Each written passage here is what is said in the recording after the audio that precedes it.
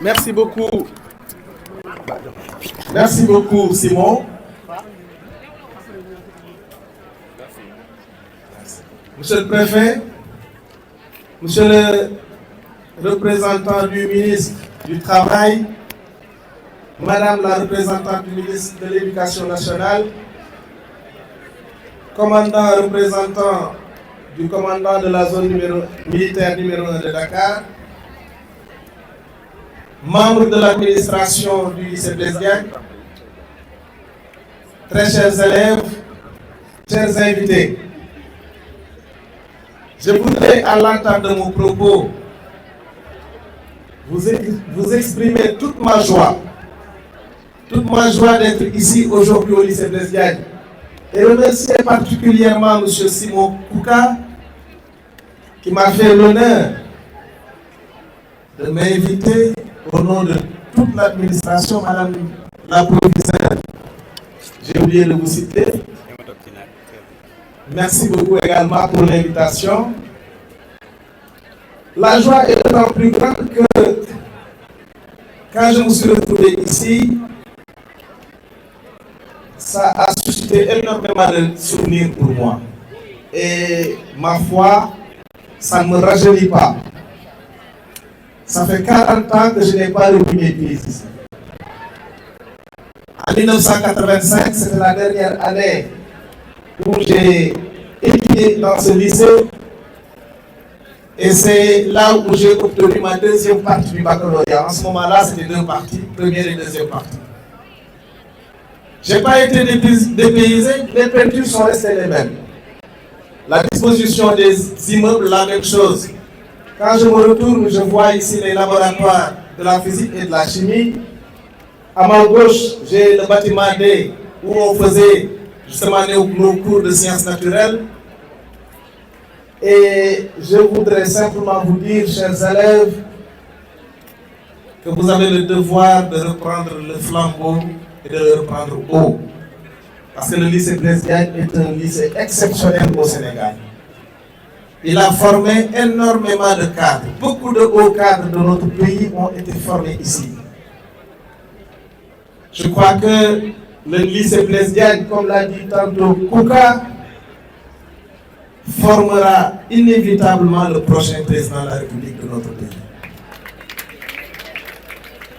Je suis très content également de venir rencontrer ici des personnalités mythiques que je voyais simplement à travers la télé, que j'écoutais à travers la radio.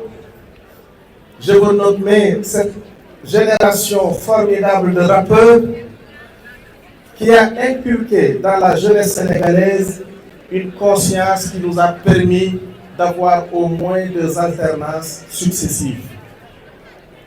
À travers Y'en a marre, au début des années 2010,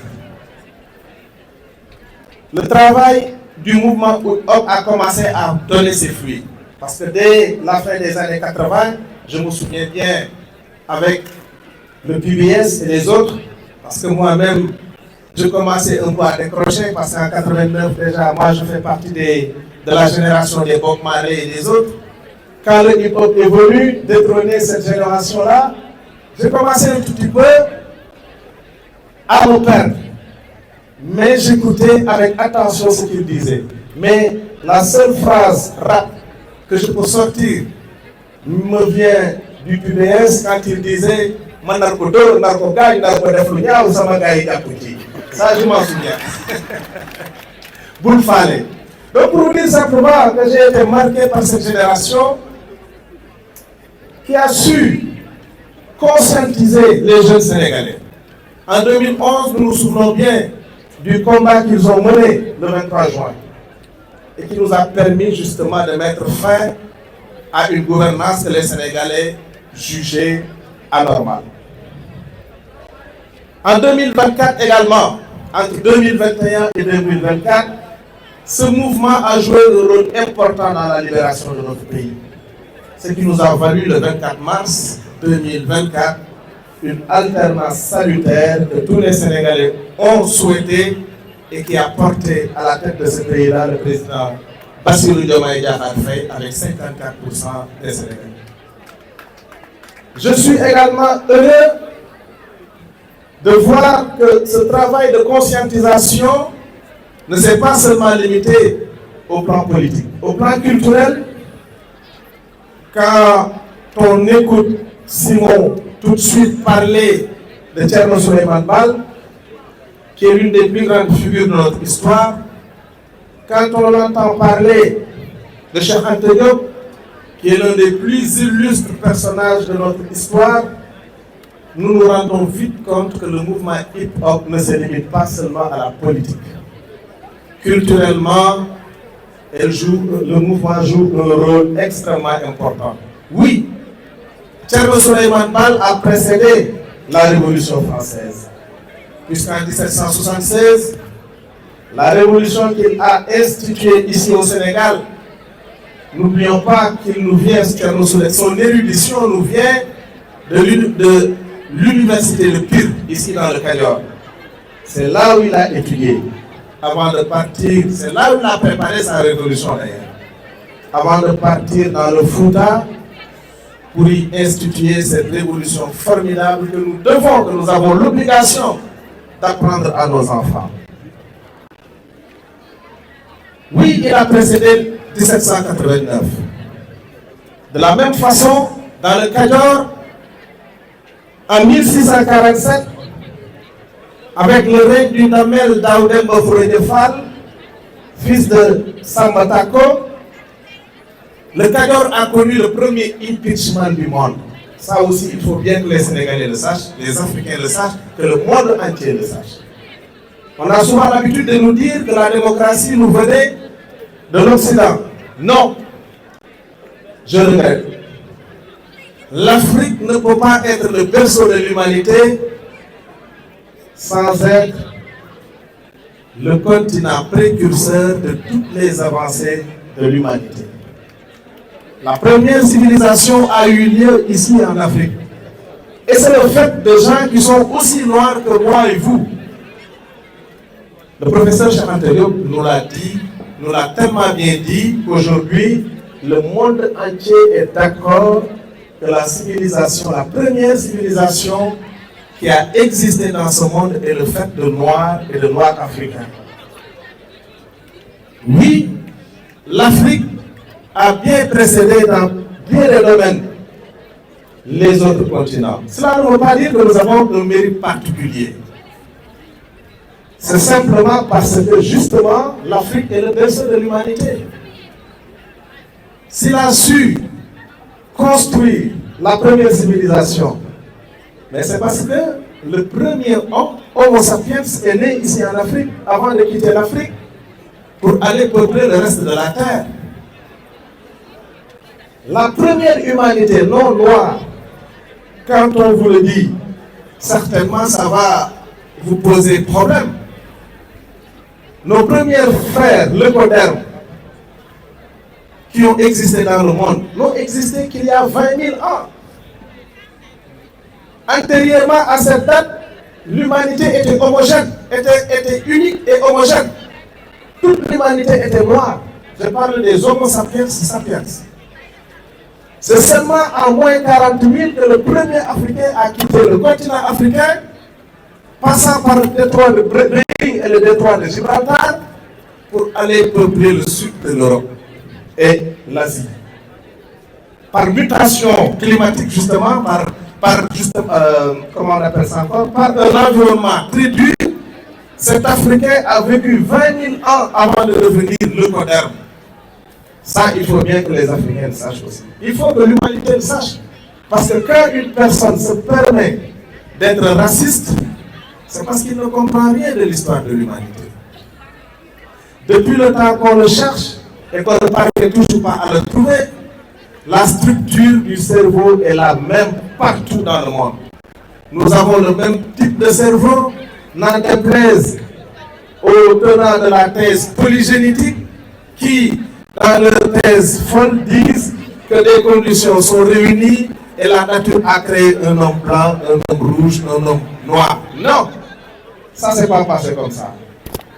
La nature ne passe jamais 2 fois par le même point. Ça, le professeur Cheikh Anta Diop au moins me l'a appris.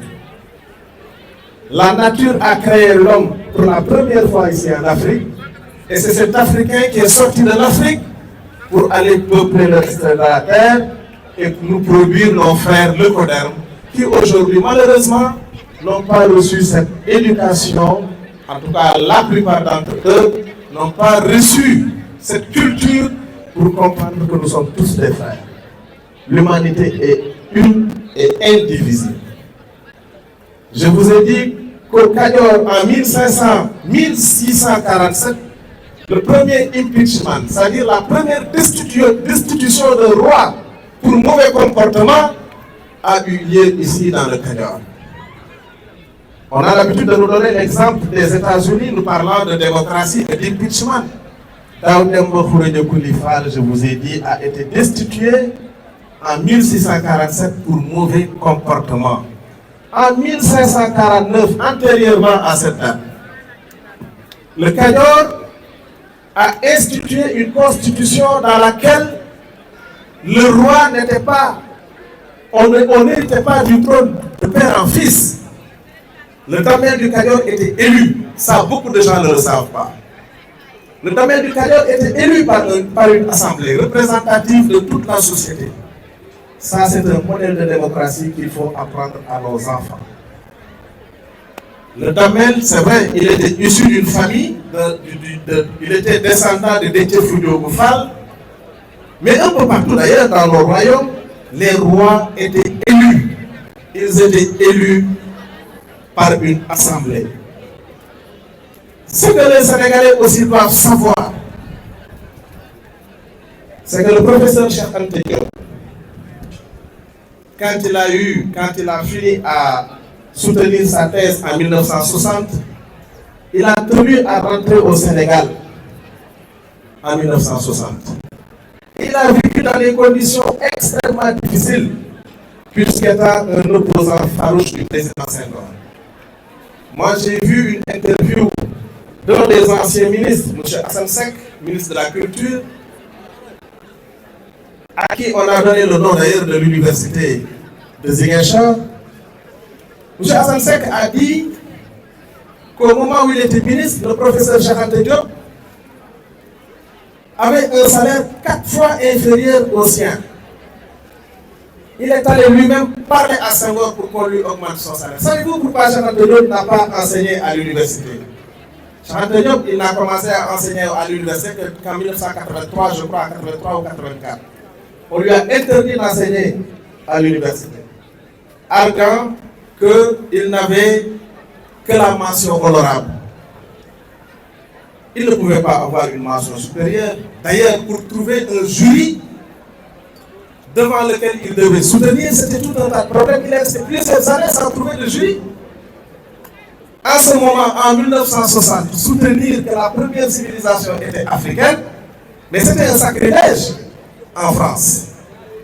Prouver que la première humanité était noire était un sacrilège en Europe. Voilà pourquoi le professeur Cheikh Anta, on ne lui a décerné que la mention honorable. Cette thèse-là, aujourd'hui, est celle qui prime dans le monde.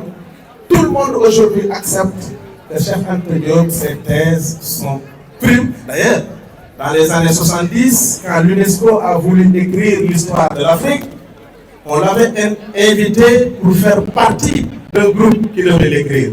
Il a refusé, leur disant que je n'ai pas la même opinion de l'histoire de l'Afrique. Voilà pourquoi il a invité tous les spécialistes de l'égyptologie. Il les a invités au Caire, c'est ça le colloque du Caire, en 1974. C'est à partir de cette date de 1974 que les scientifiques du monde ont accepté les thèses de Cheikh Anta Diop. Voilà pourquoi il a fait partie de ceux qui ont... C'est lui qui a écrit en vérité l'histoire de l'Afrique, l'histoire publiée par l'UNESCO. Tout ça, je le rappelle pour vous dire que nous avons l'obligation, nous autres, cette génération, d'inculquer cette nouvelle conscience à notre jeunesse. Moi, je ne vais pas reprocher aux Occidentaux de dire qu'ils étaient précurseurs de telle ou telle chose. C'est leur droit. D'ailleurs, la preuve, tous ceux dont ils ont parlé sont aujourd'hui très connus dans le monde. Chercheur, il a eu beaucoup de mérite. Il faut lui rendre hommage pour avoir, disons, aboli l'esclavage en Occident en 1848. Il faut également certainement rendre hommage à Pythagore et à Thalès. Moi, quand j'étudiais dans ces bâtiments, on me parlait de théorème de Pythagore. Et Cheikh Anta m'a fait savoir que un tel théorème a existé au moins 2000 ans avant la naissance de Pythagore.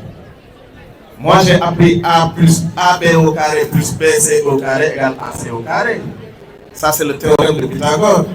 Et le papyrus, quand vous le voyez, Pythagore n'a même pas changé une